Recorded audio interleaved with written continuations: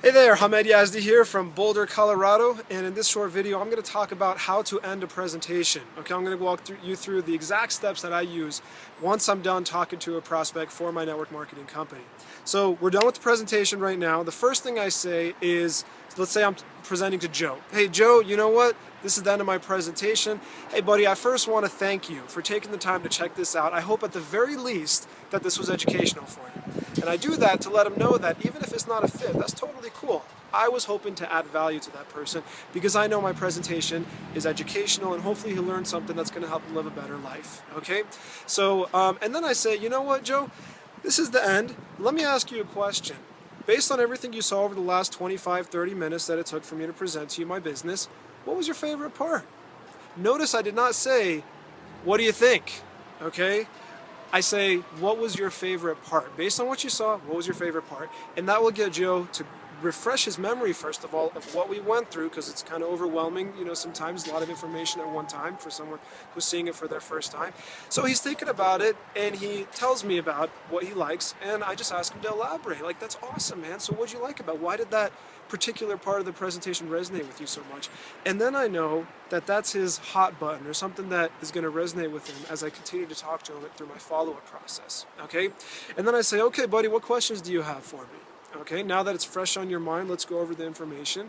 He might ask a few questions, which I'll answer. And then I'm going to ask this critical question, which helps me and him. I'm going to say, okay, so I want to ask you this question. On a scale of 1 through 10, 10 being the highest, how likely are you to set up your account right now? And the reason I ask that question is because he's the only person who knows that. It's kind of hard for me to decipher where that is. And the beautiful thing is it duplicates really well. You see, you might be a rock star salesperson and be able to read people's minds. I don't know. You might be just, be able to tell exactly what's on their mind. Well, I'm not too good at that. I would rather them tell me, okay? And hopefully within the time that you've been doing the presentation, you've built enough rapport to where they're open to telling you. So let's say that he says somewhere between 1 and 3. That's where I don't even try to twist his arm, convince him. I don't try to change his mind. I just say, you know what, Joe? That's totally cool, man. Hey, I appreciate you taking the time to check this out. I can tell this is clearly not a fit for you. But let me ask you, do you know anybody else from your friends, family, or coworkers who need to make some extra money or who you think this would resonate with? Or, it might be about a particular product, who would like to lose some weight or who would like to, improve their athletic skills or whatever it is that you promote in your business. And that's where I'm going to try to get referrals. I'm always going to try to get referrals out of every single person I present to. And remember that when you do a presentation, it's not just for a yes or no, it's for exposure. The more exposure you get, the more people will like you. They will like your brand, they'll like your company, they were exposed to it the proper way, and they might send you referrals, maybe not today, maybe not tomorrow, maybe even a couple years out into the future, okay? So if he says somewhere between 4 and 6, that's where I'm going to say, okay, that's totally cool, man. Listen, what kind of information can I provide for you that will help you move toward the 10, or that will help you make the right decision for yourself? And I give them options. Don't just leave them there. I give them options. Would you like more information about my company? Would you like more information about the products? Or would you like more information about the business? And depending on what they say, I might get a little more specific. Now, I already have an archive of information that I can send to him. Obviously, I'm not going to send him a whole lot.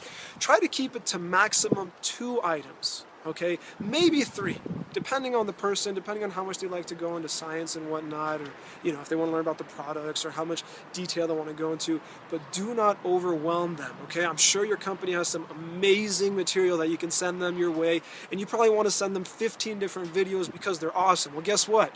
They're not going to open even one of them when they get overwhelmed. Send them 1 item, maybe 2, and based on that, you'll know what to send them the next time around if necessary.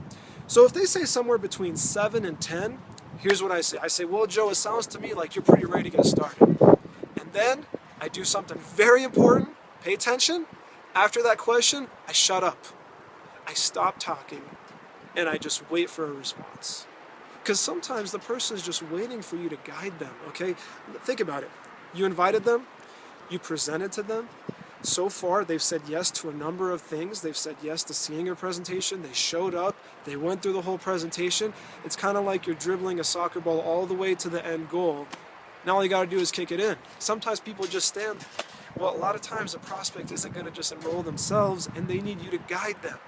Say very confidently, you know what, Joe, that sounds awesome. It sounds like you're ready to get started. and then be quiet and see what they say. A lot of times they might just be ready and say, you know what, yeah, I'll give it a try. How do we do this? How do we start the enrollment process? Okay, so that's exactly what I do. Now, if they're still a little bit on the fence, you want to schedule a date for when you want to follow up with them. And the best way that I like to schedule a time is I'd say, okay, Joe, I'm going to send you a couple items for you. Make sure you have the right email address. Okay, is this still the best email address to reach you at? Awesome. Listen, how soon are you going to be able to check this information out so we can talk while it's fresh on your mind? Okay?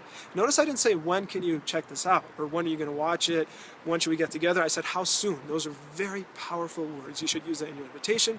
You should use that in your follow-up. So how soon can we reconnect and talk about this while it's fresh on your mind? So now I'm telling them why it's important for me. Okay? Put that time in your calendar. Let them know. Okay, I got this in my calendar. I'm going to plan my day around this appointment, so if anything comes up, please let me know. If you have an emergency or something, give me a 24-hour heads up if you're not going to be able to make it. Otherwise, I look forward to chatting with you then. Okay? And then check out my next video on what to say actually if they don't answer their phone, what to do in different follow-up scenarios. So key points. At the end of the presentation, I first thank them for the time, hope that it was valuable.